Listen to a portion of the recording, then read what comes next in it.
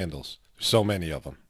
And there's so many of them who are doing these things, but nobody knows about it. They're involved in this decadent and, it's like the eyes wide shut type stuff that goes on in the world of billionaires. So now on to Donald Trump and these recent rape allegations that have come to my attention. So this is how it always goes when I make videos. I'll see something and an idea will cross my mind. I'll look at something, I'll look at a picture or an article, and then some level of the reality of the situation will open up. And this can happen in a positive way or a negative way. And I saw this picture of Donald Trump doing the ice bucket challenge with a couple of beauty contestants, Miss Universe and Miss America or Miss USA or something. And I'd seen so many pictures of Donald Trump with young women. And this one particularly, I said, this is creepy. The guy's just creepy. He's always with these young women. He's 70 years old. He's got creepy sexual energy. You can just see it. You can see people with creepy sexual energy. Dominance. This is a guy who's a power guy. He uses his money like a weapon. It's like a power play. He uses it to hold over people, lord over them in some evil power and control type way, which is a part of the sexual offending cycle, which I've talked about in previous videos, because I worked in that world with sex offenders for a number of years as a clinician and counselor. And once you see these patterns of behavior, you can't stop seeing them. Once you start seeing levels of this type of power and control behavior that leads to sexual abuse, you'll see them everywhere because our system is run by pedophiles and sex offenders, and they have this approach to the world where they use power and control to force themselves on other people, specifically young children, in a sexual manner. And so I had that realization, and then all this information started to flow in. Now, it wasn't great. It's not a great thing to see. It's not pleasant. It doesn't make you feel good about humanity and the world around you. But Donald Trump has all this creepy sexual energy, specifically and including his daughter Ivanka. And I've covered that in previous videos. He said sexual things, said he's checked out her body multiple times, and that he would date her if she wasn't his daughter. They would be dating. That's how attracted he is to her. And there's all these creepy pictures of him and her when she was a child. So whenever I've made these videos, I've made videos like this about Bob Saget and Full House and just the creepy energy there. Whenever you make videos or we get in touch with this type of story, you want to get in and you want to get out. You don't want to dwell on it. And I made the 3 videos, and I was happy to move on to bigger and better things. But like with everything else, once you've opened Pandora's box, the information comes flooding out. And here it is from Huffington Post. Why the new child rape case filed against Donald Trump should not be ignored. Well, there's a new rape case filed against Donald Trump a few days after I made these videos. And here comes the information. Now the person, again, I've covered Huffington Post, how it's a shill organization, but the person who wrote this up did a good job. And she has 3 reasons why this should not be ignored. And the first of which is that Ivana Trump, Trump's first wife, under oath, here it is, here's what it says. Under oath, Ivana Trump accused Mr. Trump of violent rape. And so she was married to him at the time and said that he violently raped her. And she did so under oath, which of course could be perjury if she was lying. And so that's the first piece. The second piece is that a woman named Jill Harth, she's someone that has named herself, says that Mr. Trump attempted rape on her. Donald Trump attempted rape on her. And this is what she had to say about it. Trump forcibly removed Harth from public areas of the Mar-a-Lago in Florida and forced her into a bedroom belonging to the defendant's daughter, Ivanka, wherein Trump forcibly kissed, fondled, and restrained her from leaving against her will and despite protests. In the court document, she said that Trump bragged that he would be the best lover you ever had. All right, so this is interesting for a couple of reasons. The fact that it took place in his daughter's bedroom Or his daughter's hotel room is really creepy. Think about that for just a minute, because that implies a lot of things here. If this is actually a true story, and you would think it is. You would think, based on other information that's out there and the way that he's being portrayed here in various ways, and just how he carries himself, that there's a lot of evidence that the guy would be into this kind of thing. Okay, so here's point number 3, and this is relatively the most important one.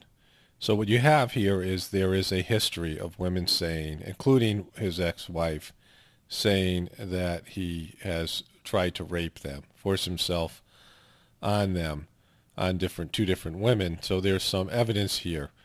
And of course, when you're a billionaire, you can bury a lot of these types of things, pay off the women, whatever, intimidate them. And so here's number 3. The new Jane Doe child rape claim against Mr. Trump is consistent with verifiable facts about Mr. Trump and his friend Jeffrey Epstein, and has a powerful witness statement attached to it. All right, so I'm going to get into the story in a moment. The first part is, it's obvious that if you're somebody with a lot of wealth, women would try to shake you down, or people would try to shake you down. And so these accusations would come for celebrities and these types of people. And for that reason, they have to be taken with a grain of salt, because if you have money, people will try to find a way to take that money and extort it from you. But in this case, I don't believe that this is what's happening here. So let's get into Donald Trump's relationship with Jeffrey Epstein, which I have covered in previous videos. Now, Jeffrey Epstein is a convicted pedophile for sexually molesting, for having sexual activity with I believe, a 14 or 15-year-old girl. And he's a billionaire. And he has been linked to Prince Andrew, the relative, the brother of Prince Charles, who he supplied a young underage girl to. And so there's a big scandal there. And he is pictured with Woody Allen and all these people. He is like the billionaire celebrity pimp to the stars, to the A-list people. He provides young women to these guys who like them. And he is good friends with Donald Trump, and he is good friends with Bill and Hillary Clinton as well. So this is where these people are all attached at the hip. And this is what Donald Trump had to say about him. I've covered this in other videos. I've known Jeff for 15 years. Terrific guy. So this is a guy who his passion seems to be underage women and pimping them out and supplying these underage women to other famous and rich people. So this is a guy that Trump is saying, I've known him for 15 years and he's a terrific guy. And then he goes on and says this: he's a lot of fun to be with. It is even said that he likes beautiful women as much as I do, and many of them are on the younger side. Yes, underage, 15 years old. No doubt about it, Jeffrey enjoys his social life. So this is a guy that Trump knows. There's no doubt that Trump knew that when he's saying many of them are on the younger side, that means underage, because that's the kind of guy Jeffrey Epstein was. He's known him for 15 years. He does his research. He's around this guy. They're partying together, and this guy supplying him and other people with underage women.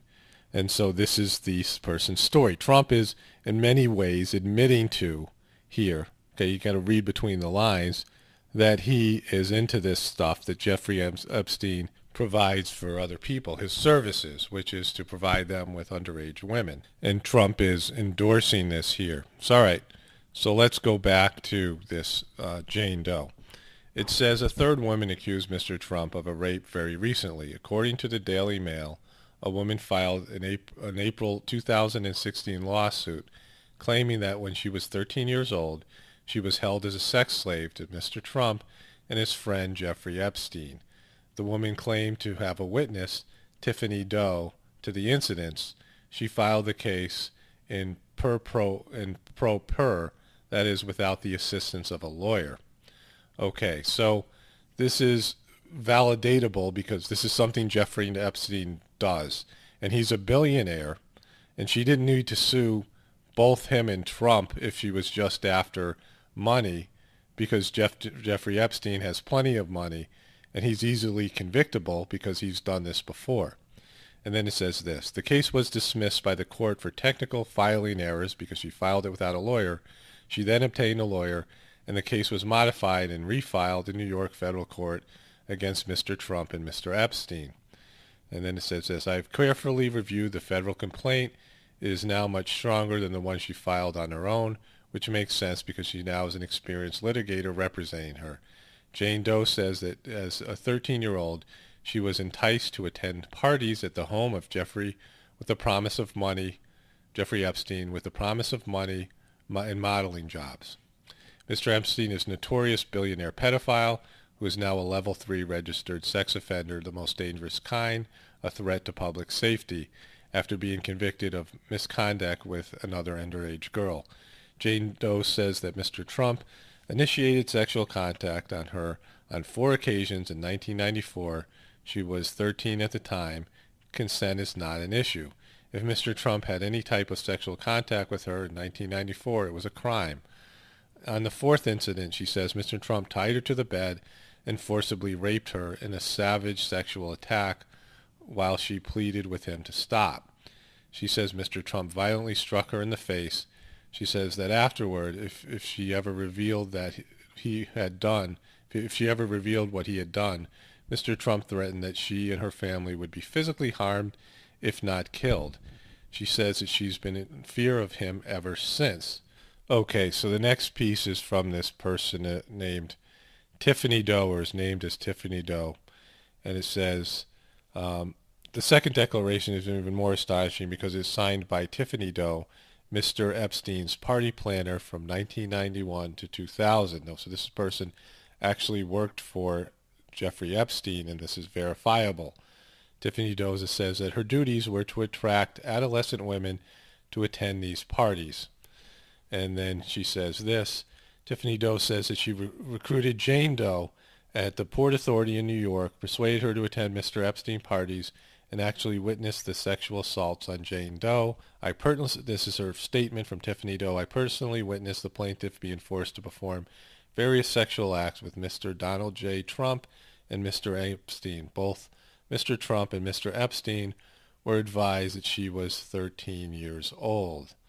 Okay, and she goes on from there. So this person witnessed a lot of these horrors taking place. Now, based on what we know about Donald Trump in terms of his personality, he's a narcissist, and he's somebody who's hostile and aggressive. And if anybody crosses him, he sues them, attacks them, and tries to destroy them. He's not a good person. This is a person with power and control issues. And then you look at this archetype of royalty and billionaires. Now we see this with the eyes wide shut parties of the Rothschilds and what goes on at Bohemian Grove and these types of things. When you become somebody who can buy anything, you're so rich you can buy anything. So you think about being a billionaire. You want to go to the Super Bowl, you go to the Super Bowl and you have the best parties. You meet the athletes themselves. Okay, Donald Trump's friends with Tom Brady. Do you understand this? Anything you want. You want to meet a celebrity, you want to do anything, you're a billionaire, and these people come and cater to you. These celebrities call Donald Trump Mr. Trump. And you're a billionaire, and even more so a trillionaire.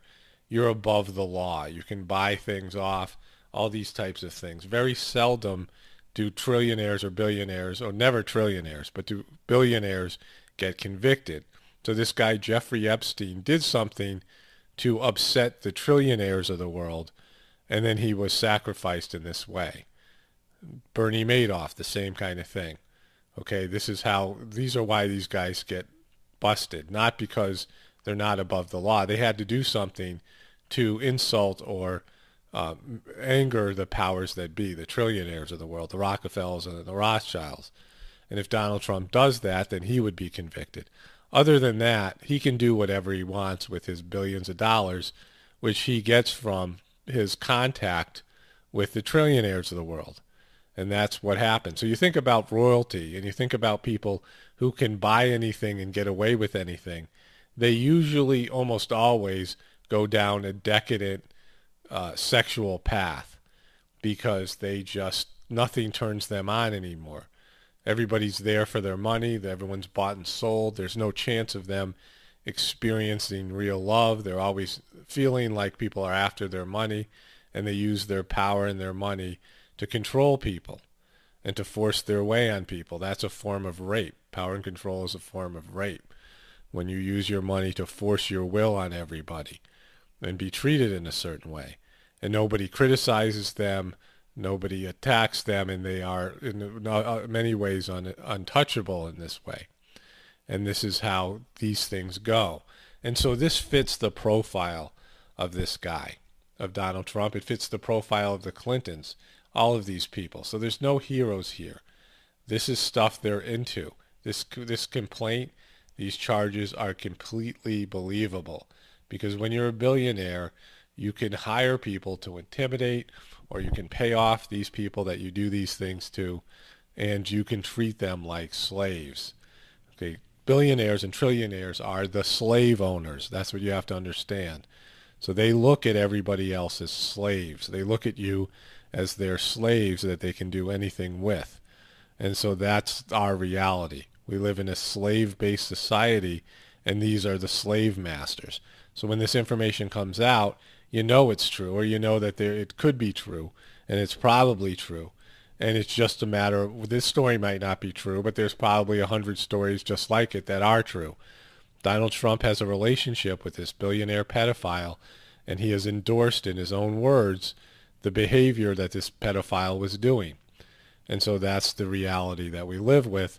And so you have on both sides of the aisle here, in terms of the presidential election, two candidates that are basically pro-rape and who have supported rapists. And they both have relationships with Jeffrey Epstein, the Clintons, and Trump, and all these things, and all these other people that are involved in these abusive activities.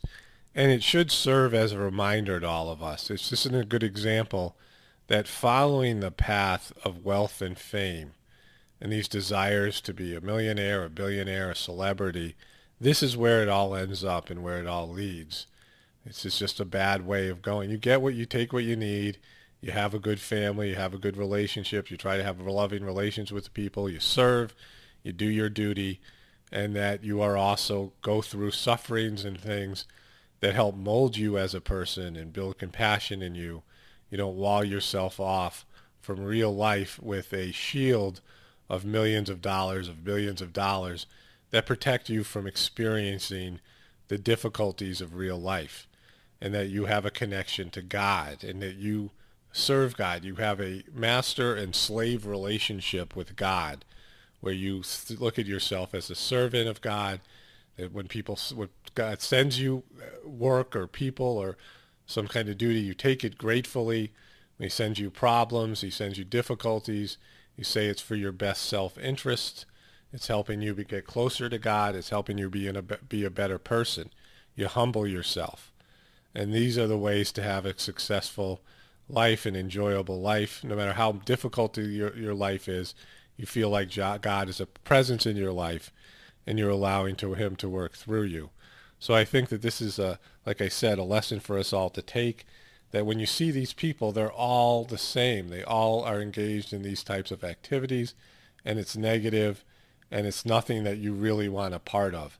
This type of dream, this American dream of being wealthy and famous, is a false dream, and it leads you to false gods. It's something for us all to be aware of, and this is a prime example of it. I don't want to cover this in any more videos, but I will if I have to.